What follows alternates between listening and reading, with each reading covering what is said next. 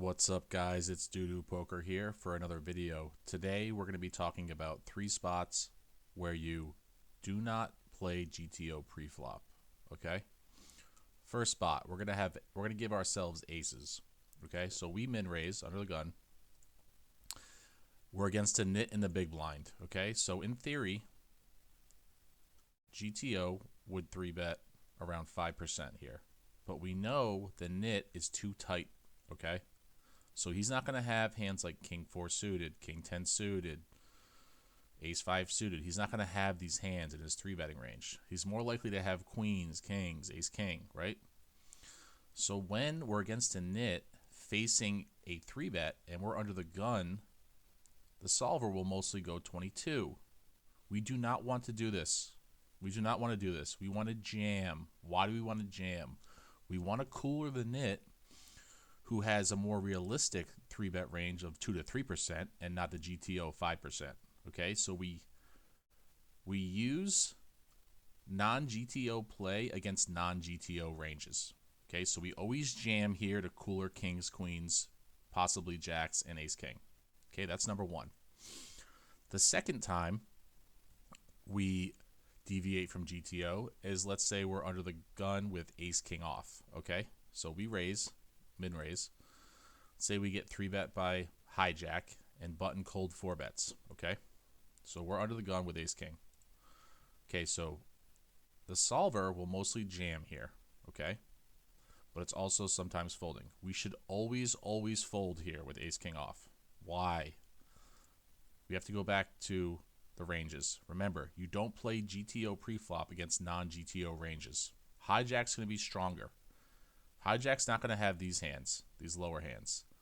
The button cold 4-bet range is not going to have hands like ace 5 suited, ace 10 suited, pocket 9s. These are not in his range. Okay, so we can use math to figure this out. Under the gun has to risk 98 big blinds to win. Let's say the hijack folds and the button calls, so we get 6.5 BB dead money. We also get the small blind and the big blind. So it's going to be 208. So I'm risking 98 to win 208. Okay? So let's do 98 divided by 208. I need 47% equity to jam. Okay. Now let's put the button's range. Remember that number, 47%. Let's put the button's range as aces, ace king, kings, ace king suited, queens, and jacks. Okay, that's his range. That's a more realistic range. Let's look at Equilab. Now, what do we see? We see we only have around 40% equity, and we need 47. So we're making a big mistake by jamming. Okay? Now, this is not exact because he could have ace queen suited, but it gives you an idea of how big of a mistake it is. Okay? So we needed 47%. We have under 40%. That's the second time that we deviate from GTO. Okay, the third time is when we're against a fish.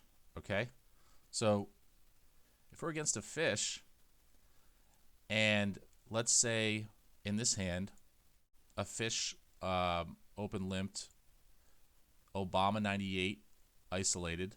The fish is in the small blind. Okay, that we're targeting. He 3-bets.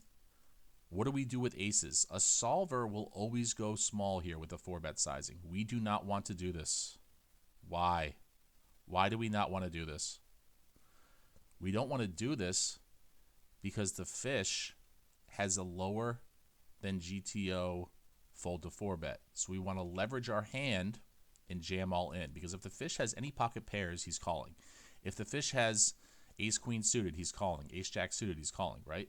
All these hands that we absolutely dominate, and we want to use the power of aces to cooler these hands, okay? We'll cooler them in his mind. So in the actual hand, I jammed, I got called, and he had ace jack suited. Now, if I had just gone small and bet flop, it's very likely he folds flop because he missed, right? So these are 3 spots where you want to deviate from GTO and instead leverage the MDA preflop to make more money than GTO preflop. All right, guys. Hopefully you learned something, and I will see you in the next video.